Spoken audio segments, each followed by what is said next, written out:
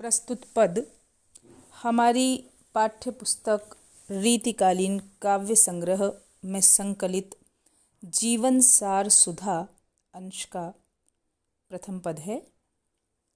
देखिए, सूनों के परम पदु, ऊनों के अनंत मधु, दूनों के नदीस नदु, इंदिरा फुरय परी, महिमा मुनीसन की, संपत्ति दिगीसन की, ईसन की सिद्धि, ब्रज बीथी बिथुरय परी, भादव की अंधेरी अधराती मथुरा के पथ, आई मनोरथ देव, देवकी दुरय परी, पारावार पूरन, अपार पार ब्रह्म राशि, जसुदा के कोरे एक बारक कुरय परी। यह उस समय का प्रसंग है जब श्री कृष्ण पुत्र रूप में यशोदा की गोद में आए। अर्थात कृष्ण ने मथुरा में जन्म लिया और जब वे गोकुल में यशोदा की गोद में आ गए तो जो सारा वातावरण था और सृष्टि में किस प्रकार उस समय आनंदोत्सव बिखर गया, प्रकृति आनंद में निमग्न हो गई। कृष्ण के अवतरण मात्र से जो वातावरण था वह किस प्रकार का हो गया उसका उल्लेख है, क्योंकि हमारे यहाँ कृष्ण को सगुण जो भाव है उसके अंतर्गत विष्णु का अवतार माना जाता है। और जब कृष्ण का अवतरण हुआ तो निश्चय ही उनके द्वारा जो संचालित की जा रही सृष्टि है उसका प्रसन्नता से परिपूर्ण होना उतना ही आवश्यक था। तो उसी का वर्णन, उसी का चित्रण कविदेव इस पद में कर रहे हैं। सूनों के परम पदु, जब श्री कृष्ण पुत्र रूप में यशोदा की गोद में आए तो जो परम पद या मोक्ष का सुख है, स्वर्ग का जो सुख है, वह भी उस सुख के समक्ष फीका पड़ गया। इसका एक अर्थ यह भी हो सकता है कि परम पद अर्थात स्वर्ग का सिंहासन सूना सा हो गया, क्योंकि कृष्ण तो विष्णु का जो अवतार कृष्ण थे वे तो यशोदा की गोद में आ गए थे। और यह भी है कि मोक्ष का सुख या स्वर्ग का सुख भी उस सुख के समक्ष फीका लगने लगा। ऊनों के अनंत मधु, ऊनो शब्द के दो तात्पर्य हो सकते हैं। ऊनो का एक तात्पर्य है कम, हीन या नीचा, और दूसरा तात्पर्य हो सकता है उन्नमित। दोनों अर्थ देखिए। ऊनो के अनंत मधु, अनंत मद, अनंत मस्ती और आनंद भी उस आनंद के समक्ष ऊना लगने लगा, फीका लगने लगा, कम लगने लगा, नीचा लगने लगा, हीन लगने लगा।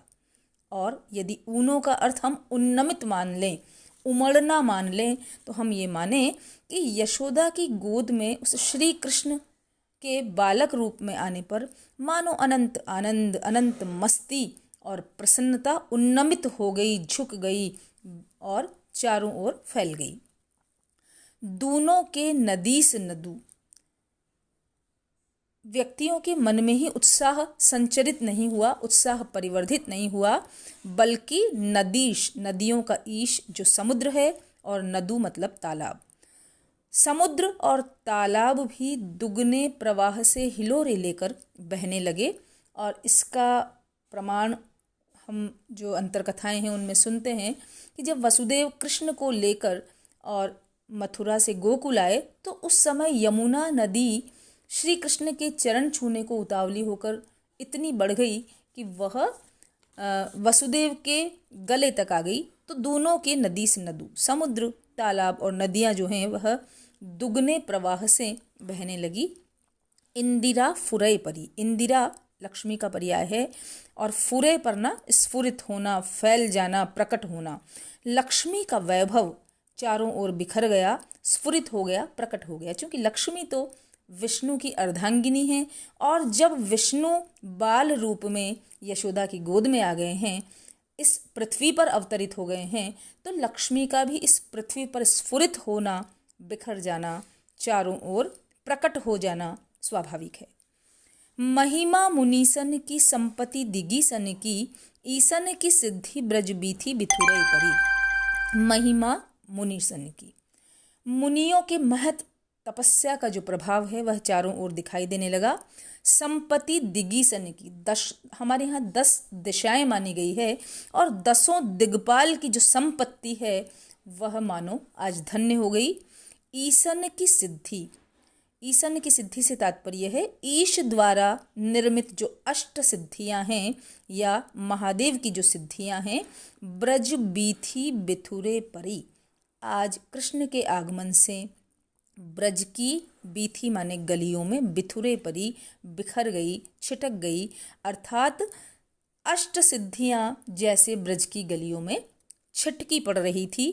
भादों की अंधेरी अधराती मथुरा के पथ आई मनोरथ देव, देव की दुरे परी। और इस प्रकार भाद्रपद मास की अंधेरी यानी कृष्ण पक्ष की जो अर्धरात्रि थी, कृष्ण का जन्म भादव कृष्णा अष्टमी के दिन हुआ था, तो भाद्रपद मास की जो अंधेरी कृष्ण पक्ष की अर्धरात्रि थी, मथुरा के रास्ते में वह कृष्ण पक्ष की काली रात उजास लेकर आई मनोरथ देव। देव कवि कहते हैं, देव के यहाँ 2 अर्थ हैं, एक तो देव कवि और दूसरा देने के अर्थ में, और तीसरा है देव, वह देव स्वरूप कृष्ण।